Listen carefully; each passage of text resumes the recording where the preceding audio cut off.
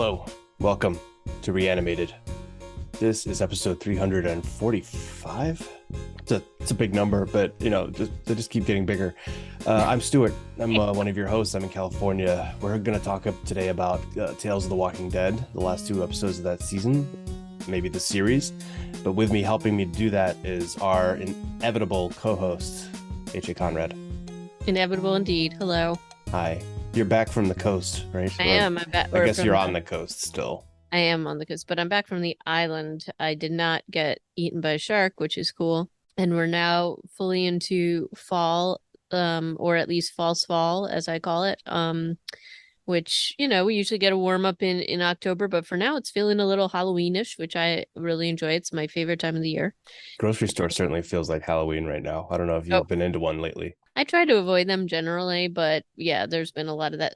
Weirdly, there's already Christmas stuff out. Oh, Yeah, like people just really jump the gun. It's like, I don't know about that. But speaking of Halloween, there is apparently going to be a Constantine, and yes, I'm gonna say Constantine sequel with Keanu Reeves again. And I didn't like aspects of the original film, though I did like the visuals, and I just wanted there to be a couple of more in-depth things about that particular character. I wanted it to be a little bit more in depth.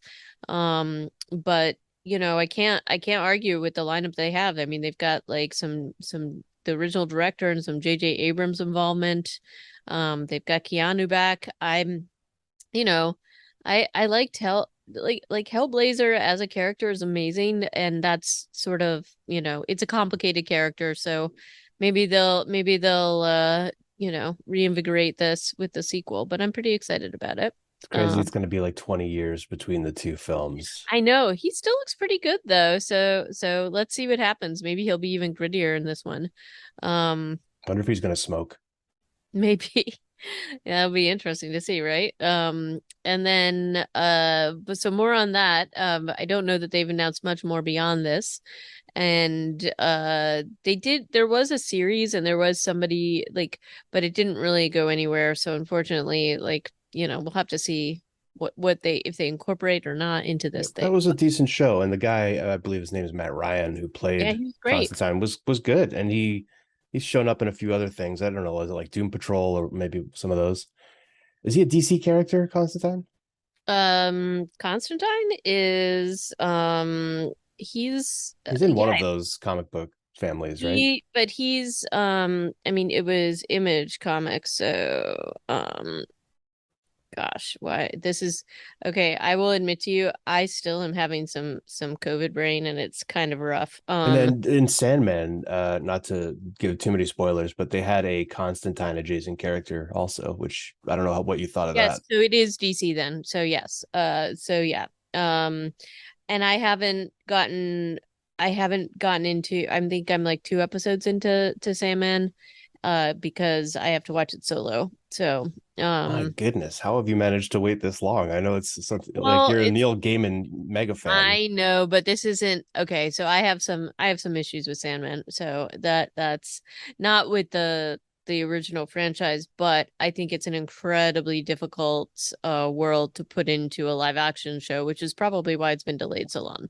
I do like some of the things that they've done with it, and I specifically the guy who plays Dream, like visually, pretty much spot on. So there's some things I love about it, some things I don't, but overall, I'm waiting for him to break into the Cure lyrics. Well, I mean, exactly. That's the sort of visual. It's like and if you've ever seen photos of Neil Gaiman when he's young, it's pretty much a representation of him, which is like, ooh, I don't know what that says. Anyway, I think he very much wanted to be Robert Smith from The Cure, which is kind of awesome.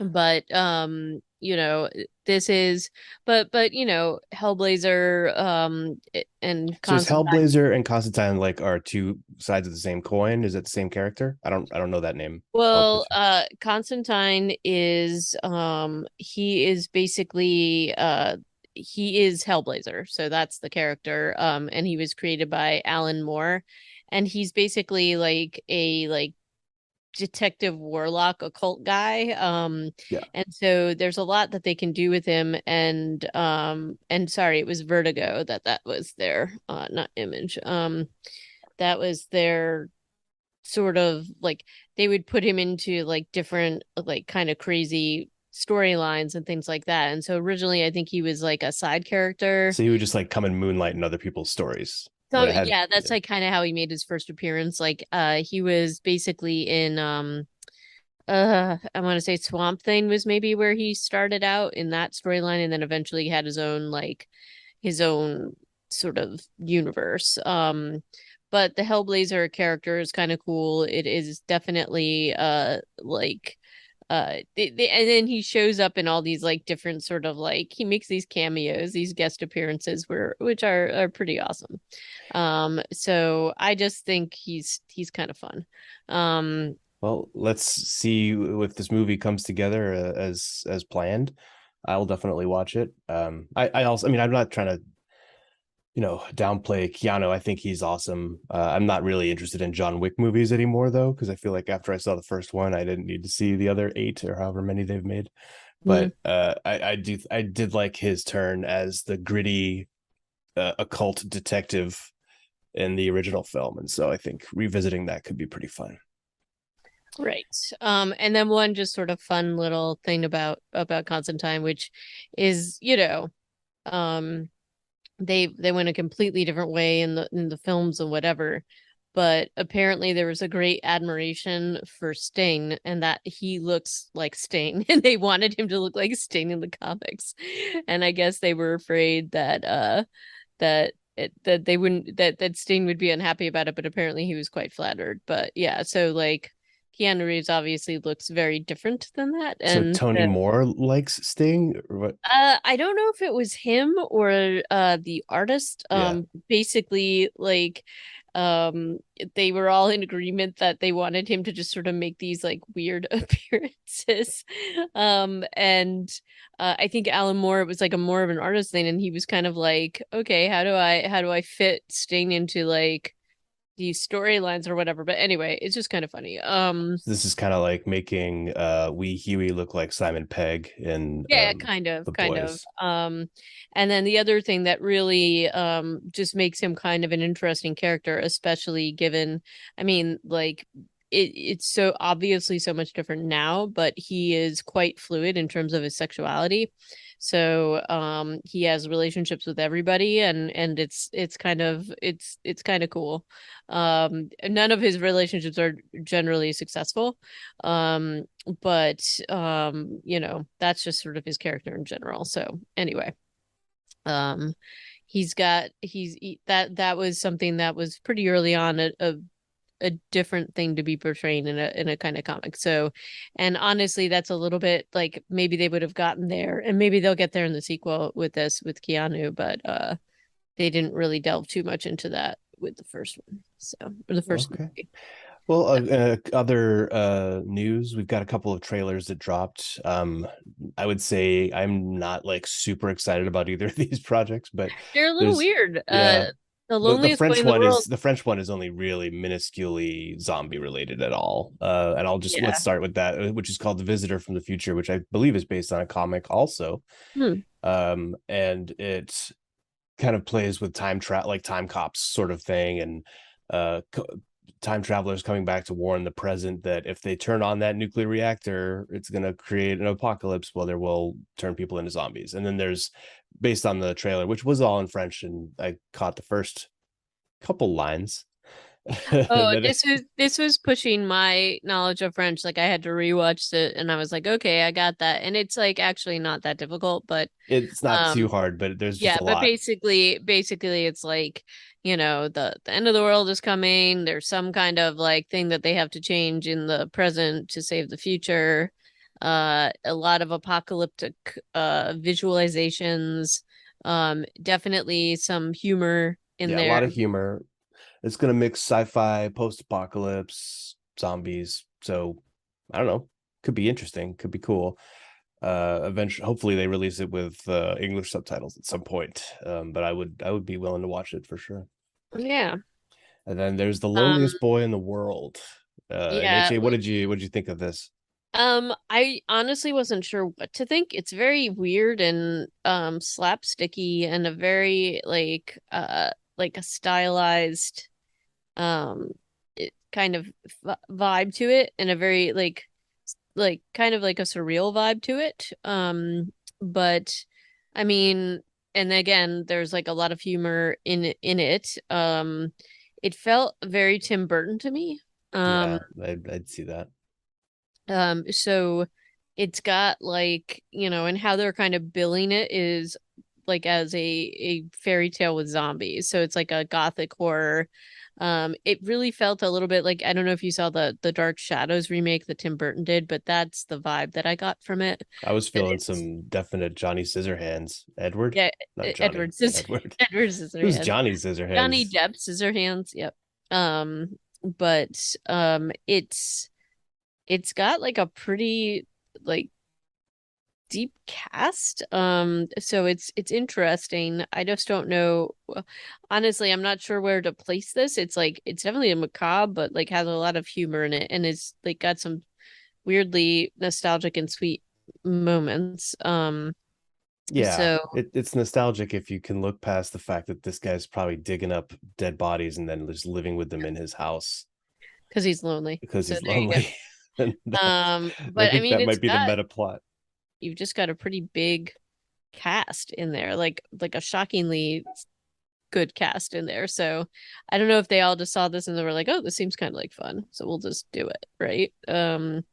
But this is a whole thing where he's all of his friends that his dead friends that are alive. He's got to kind of keep it a secret and from everybody, as one would. But I don't know. I have a feeling you will not like this. I don't know. I wonder if we've seen the best moments in the trailer, Yeah, but it could definitely be one of those, but right. So, but it does look pretty anyway, at least with the effects and the stylization. Um, so in any case, that is it for the news right now. yeah. So let's take a trip down into Tales of the Walking Dead, finish off that season slash series question mark. Yeah, so speaking of stylization and homages, I think both of these are a bit of an homage to different horror genres. So This is what I'm getting. I mean, maybe this was like duh, but yeah, the whole by the end of yeah, this it's like, series, you're like, oh, oh, okay, this is what they were doing the whole mhm, time. I don't understand why I didn't know that going into it. And it's funny. It's been funny for me to reflect on how I've responded to each of them because some genres I don't like as much. yep. And I think that has really colored my reception of some of these episodes. So the two we're talking about today are Davon and La Doña. I don't know what you would call the genre of Davon. It kind of felt like an M. Night, The Village vibe.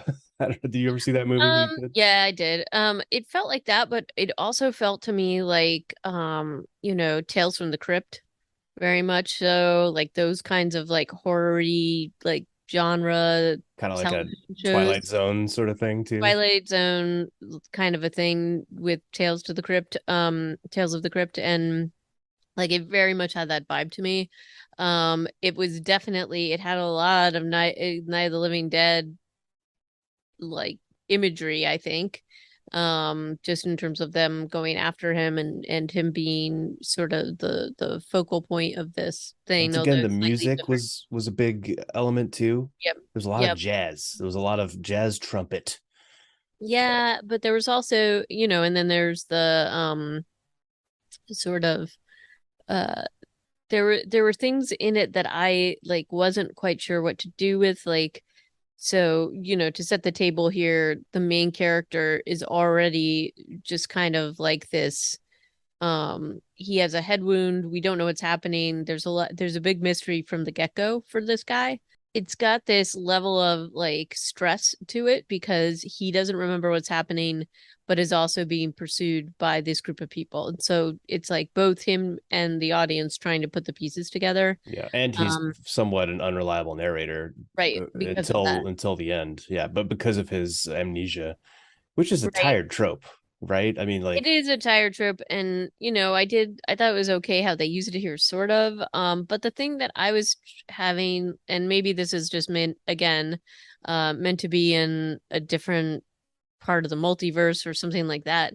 Like I couldn't figure out if these people that he was with were like a cult or like kind of like an Amish community or something, because it just they were all like dressed in these kind of weird things. And I mean, I guess maybe and there is a piece to this that I'll admit to you I didn't fully catch until I did sort of reading about this.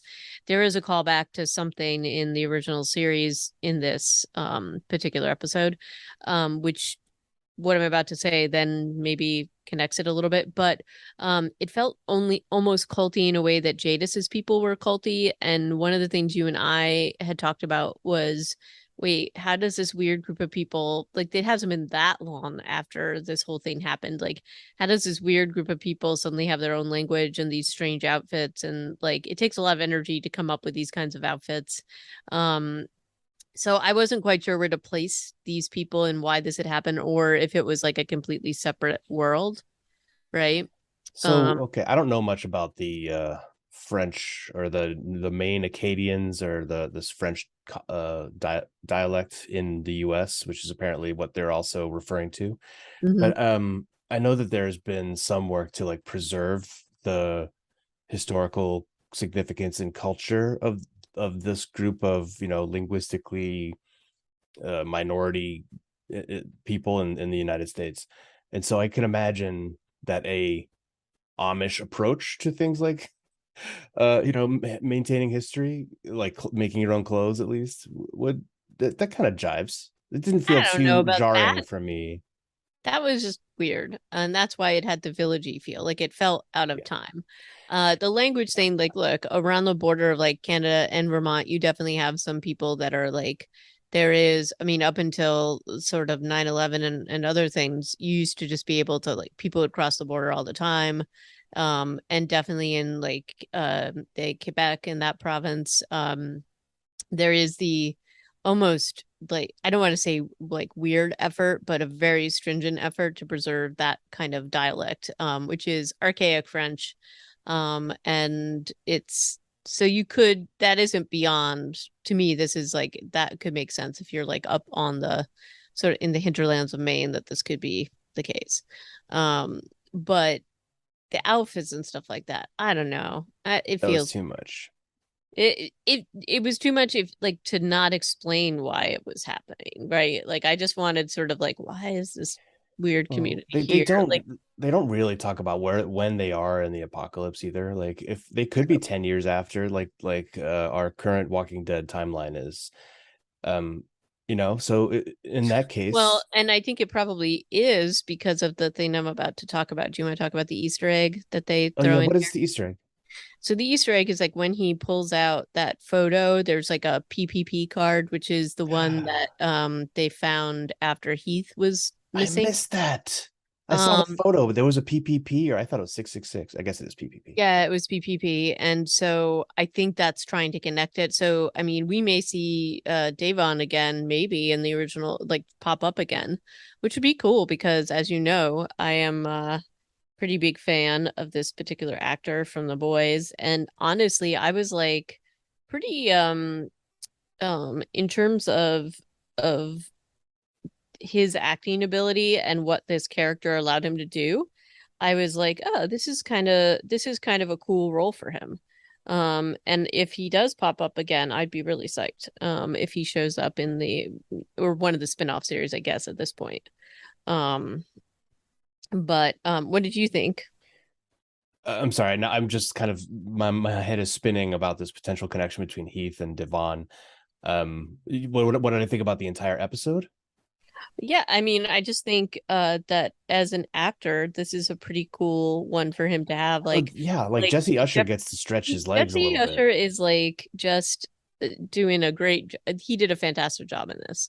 And Um, you know, his character is pitted against, like he has one perspective here, and that's kind of a lot about the storytelling drama is here, aside from his amnesia, is he's like, hey, I don't want to hurt people. The only reason I would ever hurt someone is if I was if they were threatening to kill me or trying to kill me. And right. that's kind of his driving morality.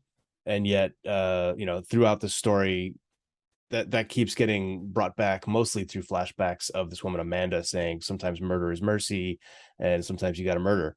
And, Right. and he's like, I don't really believe that. But so Jesse Usher in attempting to like, he plays a very moral character, and it's nice to see that as also in contrast to A Train, who is morally um bankrupt. I Yeah, would and say. I mean, and then with Jesse Usher was, I think when he was talking about making this, he was also given very limited information, and I think deliberately because he is supposed to be this person with amnesia, and he played it to the hilt, and I think it was deliberate, not revealing a ton about him other than the things that you're talking about, which, he's a very Dale-like character, and I'm wondering if maybe they're going to connect him with Rick, given that he was taken in a similar fashion by Jadis. And so I'm hoping he pops up again because that would be really, I would be really excited to see Jesse Usher in the future. Well, there, I mean, if you take the series as a whole and all the survivors who are left and throw them all into a season of Walking Dead, well, that would cost a lot for AMC, but it would be super cool. A lot of Yeah, cool characters got definitely, introduced. definitely very cool. So, um, and I would like to talk about the cinematography with this was great. Oh yeah, what did you think of those flashback I scenes? thought that they were pretty good. And they got the job done. Very horror feeling to them. The audio Um, was uncanny, right? It yeah, was it so was odd. it was really odd and good. And I did like the reveal. Like you're like, oh, did he kill this person or this person? The woman who plays Amanda, and Beth David, she's awesome. I've always loved her as an actor. I So know that name. Have we even talked about her on this show before? well, I mean, she was in Army of Darkness, but also in Matilda, as Miss Honey, in one of her more benign roles. But she's amazing, and so I was excited to see her in this. But you know, they did a little switcheroo. I will say from the get-go, I don't, I think that the creepy kid Arnaud or whatever his name is, Hmm. yeah, he was he was setting off the creepy vibes for me from the beginning. But He was barely in any scenes. I guess if I had one criticism or note for this episode, it's that I wanted more of it. I wanted more backstory. yeah, but I think it was deliberate to keep you sort of on your toes. The other thing that just didn't jibe really with me was like, they definitely have like a thing where it's, they're making a judgment about. I mean, there's clearly like we're talking about death penalty issues here and the Innocence Project here. There's like all that like very like big signaling about that kind of thing in this in terms of the morality of this community, and about punishing people that may be innocent, and and he hits, I think they hit you over the head with it a little too much at the end, where he's like, you were gonna kill me and I was innocent, and what would have happened if he had killed again? It's like, yeah, no duh. But like, and their method of punishing him, you know like feels like, is this what they do with everybody? Like, do they have How many random, how many vans do they have? right, And like, do they have random camper vans hanging out, and then the fuel to that's involved in like running a piece of equipment like well, that? I Like, these think are they the things. learned their lesson on that though, because by the end, when Arnaud is revealed, they just throw him in a hole and then walk away with Well, that's an zombies in it. obvious, but that would have been an obvious way to anyway. Yeah. So there were things like that. However, I did like the noir feel to this whole thing. The way, almost all of this, except maybe one or two scenes, are in the dark, or at night, and you've got the strawberry scene, and you've got like a meal scene, but it's still very like desaturated in color, because even the daytime scene where he brings strawberries to Nora, like where Davon brings strawberries to Nora, is raining, right? So it's still not like, you don't really get any sunlight in this whole entire um Yeah. like episode, which is kind of cool. I don't And know then where this was shot, but the grass was all brown too. So I have a yeah, feeling it was winter wherever they were. And so I think that yeah. probably lent itself to the lighting a little bit. But overall I really liked it. I would love to see more of his adventures. I'd like to see him, like, more revealed about him. So maybe we will see him down the line, and I really hope we do, because I just I want him cast in so much more, and it's very cool to see him outside of the boys. I So also kind of feel like this episode, I don't know, maybe I'm off the mark here, but it's definitely a story a little bit about xenophobia. oh yeah, And there's like one black character in the town that I see in the background of one yeah, but other shot. than that, he's the only one. He's the only black character. They don't make this overtly about racism, and I feel like TV often does this. Is like Handmaid's Tale. It's like, well, we're a post-racial Hmm. dystopian future, and I'm like, bull, Yeah, no way. And I feel like shows just don't like to head on approach that. And Walking Dead, I don't think has done a lot with, even though they have such a diverse cast.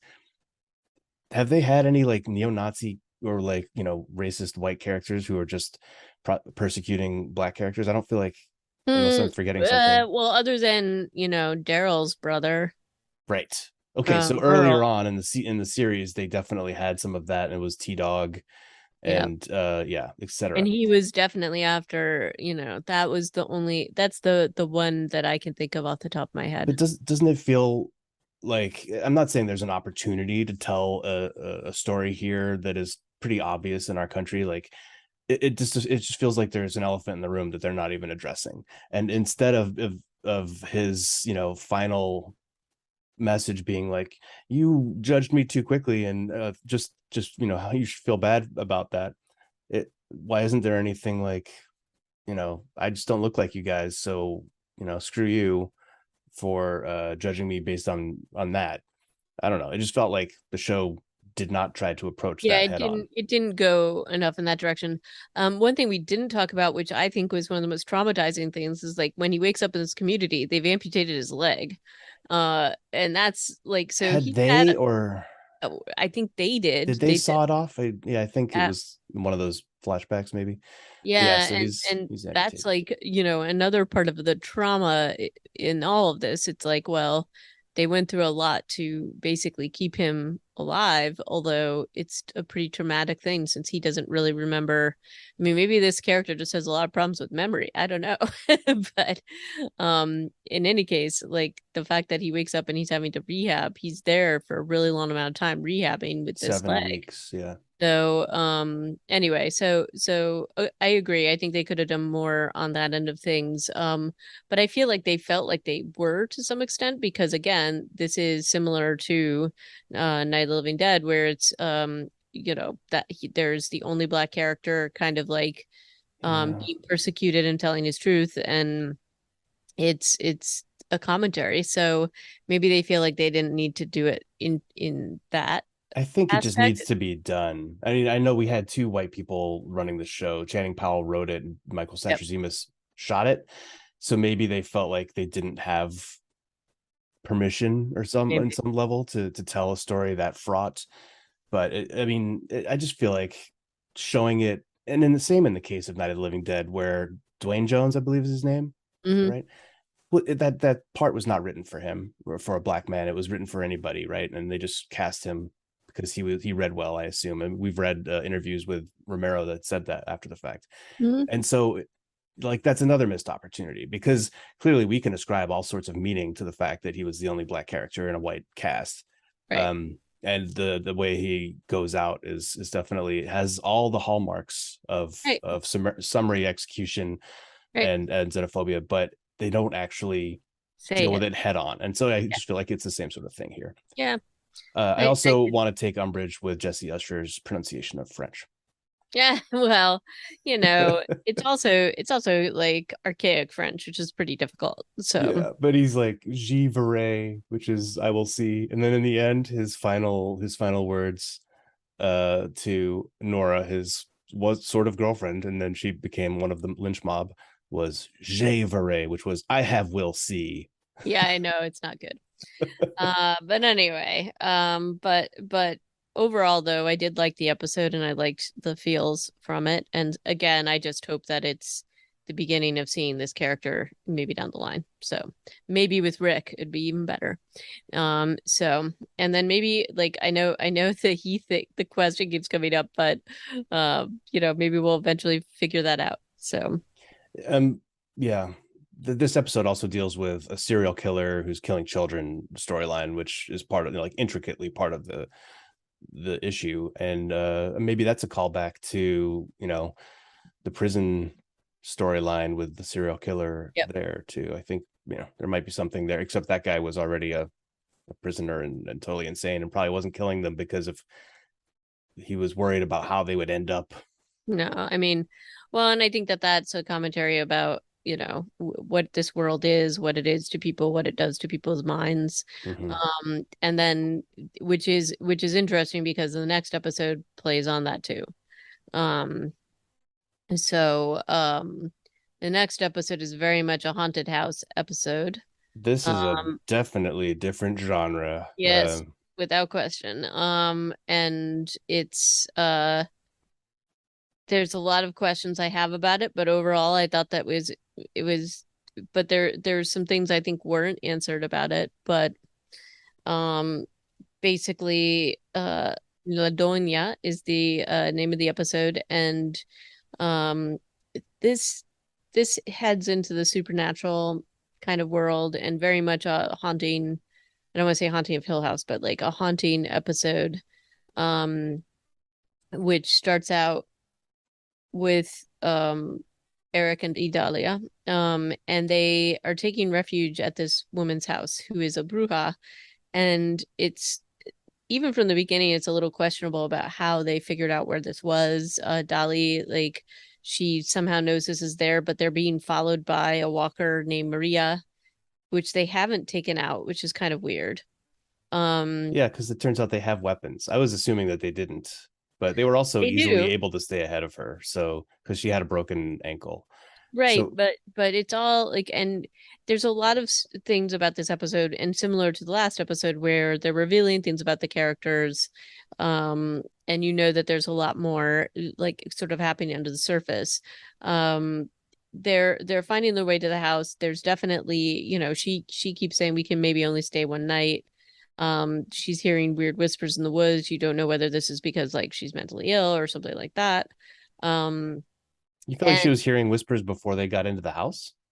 Yeah. She did on And the porch, but I don't think I heard anything. she heard it on the porch, but it's like even them finding the gate and getting in here, the fact that this place exists is weird. It's in the Um, middle of nowhere. There's like not even a road.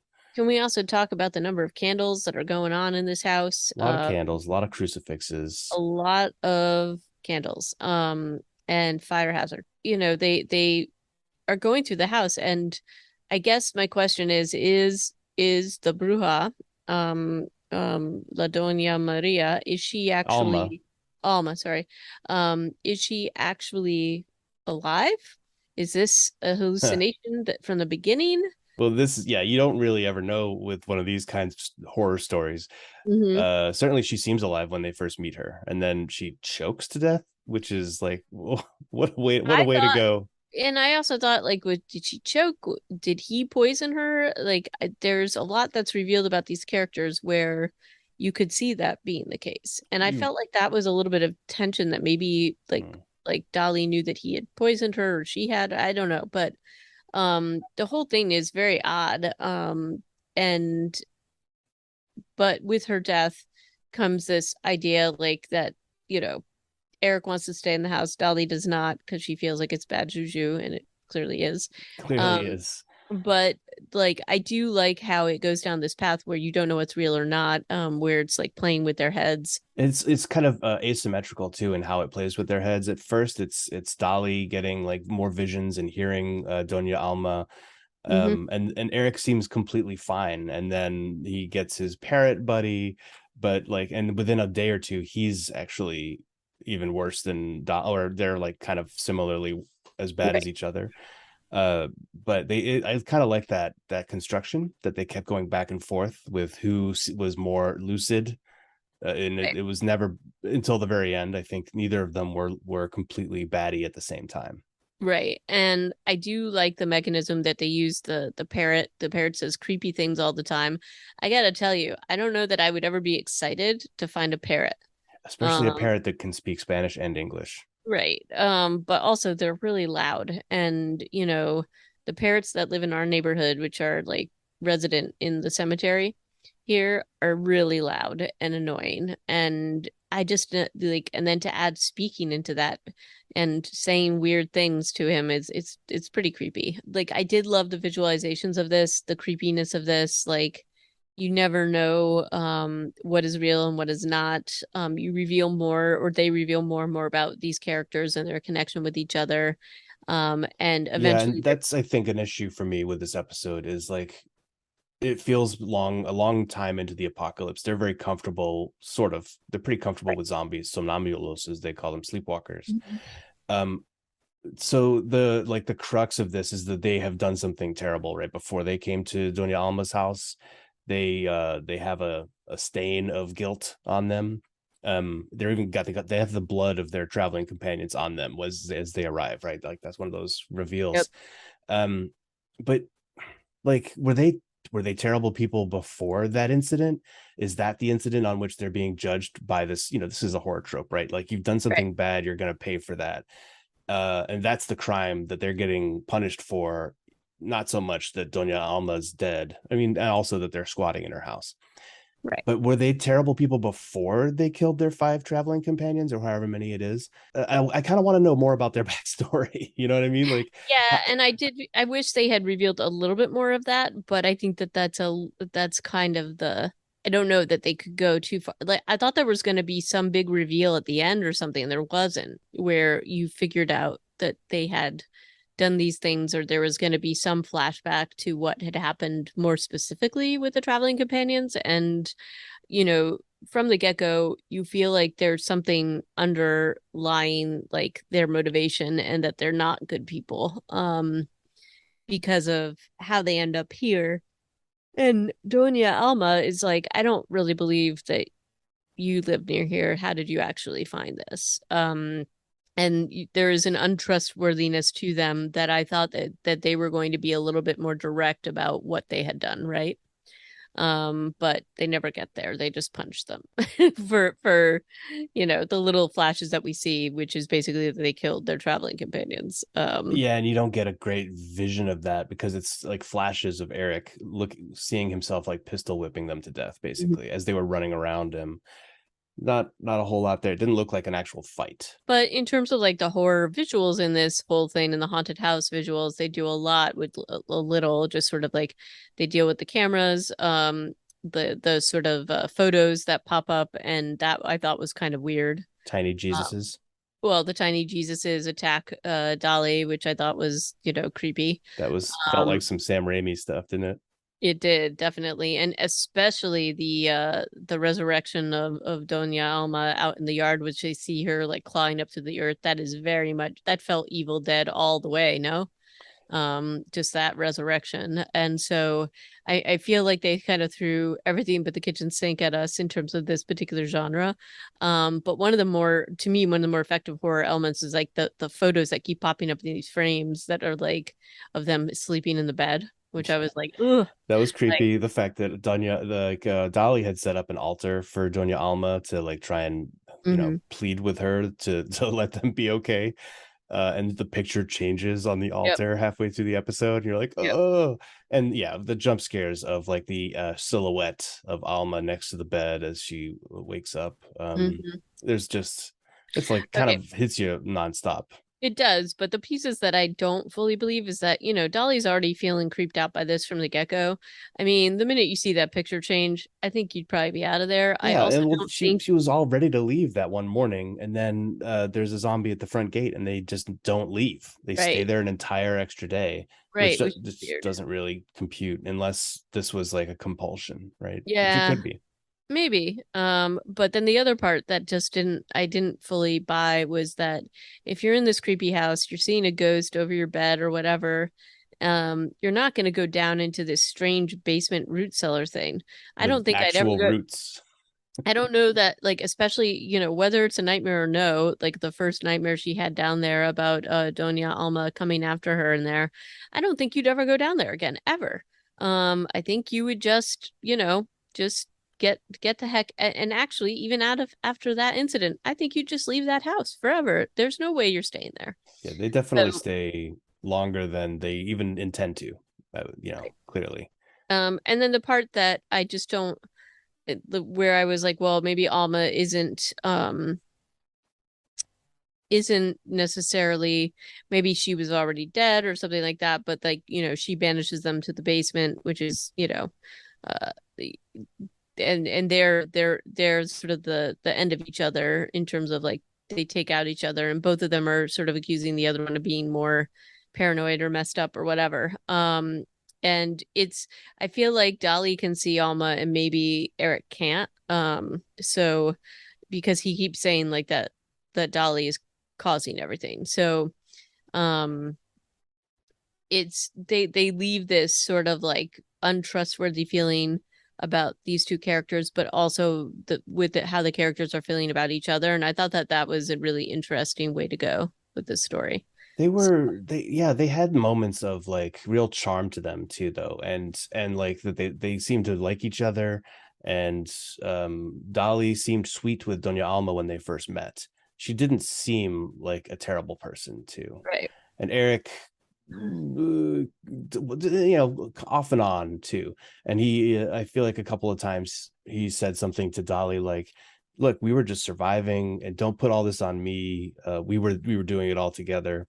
So he Right. kind of has, they both have these moments of like vulnerability. And I thought that was actually really good writing for to maintain like a thread at least of these are redeemable characters, despite the fact that they're not, or at least Doña Alma doesn't feel like they are, because they don't get redeemed. They Yeah. get dragged into the root cellar and stab each other to death. Yeah. But anyway, I did like, I thought that these two played it very well together, and but this plays upon the psychological horror of both living in this apocalypse and thinking you found a safe place to stay, and it's actually the most dangerous place you could have ended up, That's right? yeah, that's a good point, because they were so excited. That's why they stayed, right? They were like, we have walls, a gate, we have this house with food and like millions of candles, all the Yep. crucifixes you could ever want. Mm-hmm. But clearly was not the right place to stay. Right. And I do like the sort of like there's like a fairy tale like morale, like, you know, Alma offered them a night to stay. She was gonna give them like blankets and stuff for the road, and they can't leave it there. You know what I mean? Like it's sort of like don't look a gift horse in the mouth. And they just, especially Eric, wants more, and ultimately like that's when she kind of dies. And it's, I guess the question is, if they had actually left, would they have still been haunted? Maybe, because she's a bruja.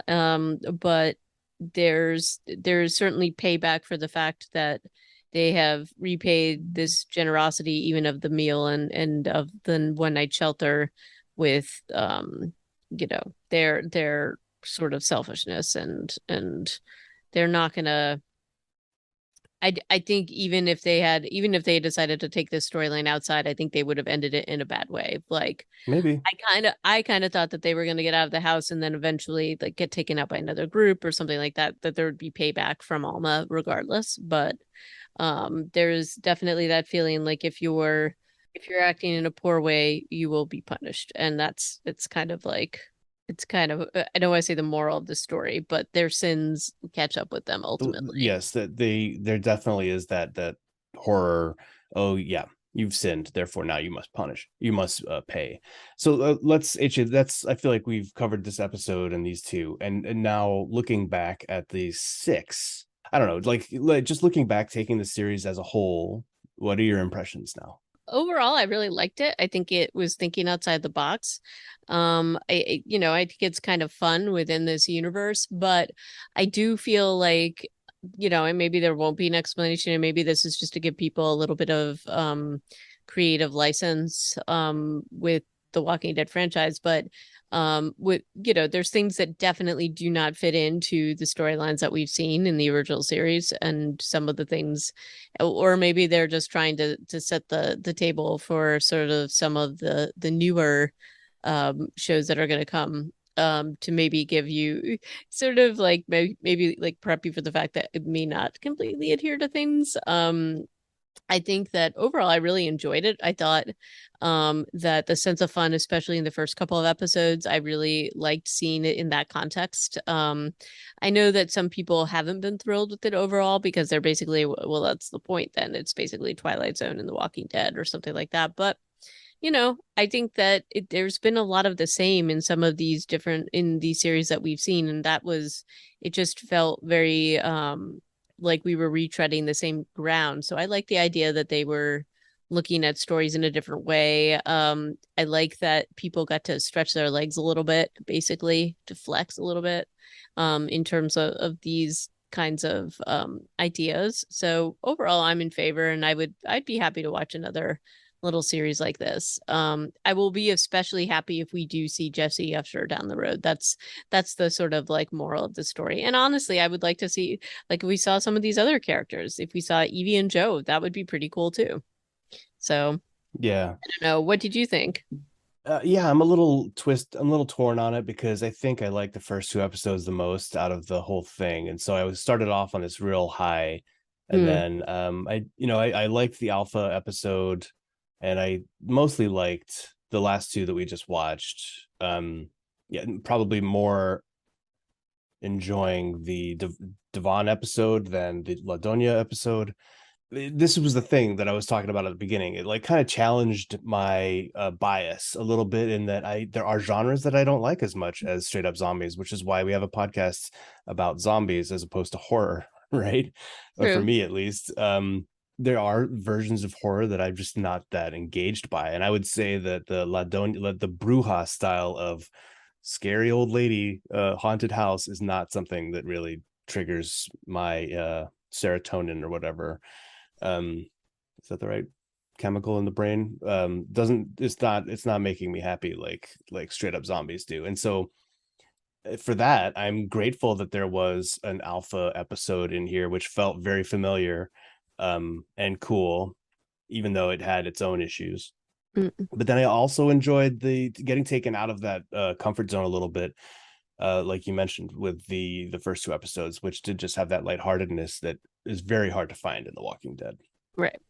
Um, Um, so yeah, I don't know. I'm kind of torn on it, but overall, I'm glad it exists as a series. And I think Channing Powell has a very eclectic hand at the tiller, mostly represented by like the music choices I feel like that ended up in these episodes and some of the other decisions that were getting made. But yeah. good showrunner. Yeah, definitely. So what do you want to talk about next? You want to do Day Shift? Sure, we can do that. So thank you for listening to this episode of Reanimated. We talked about the last two episodes in the inaugural, maybe last season of Tales of the Walking Dead, Davon and La Doña.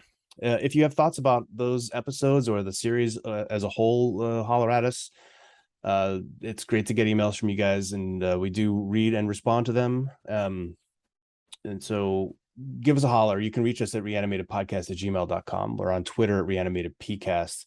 I will be honest, I'm not doing show notes as frequently on Squarespace these days. So I will be putting the things that we talk about mostly will be going out in our Twitter feed. And if you want to get at us, we can talk about it there. So join us next time. We're going to come back and talk about Day Shift, vampire movie on Netflix with Jamie Foxx. And that'll be coming up in our next episode. But until then, I will say toodles. Ciao.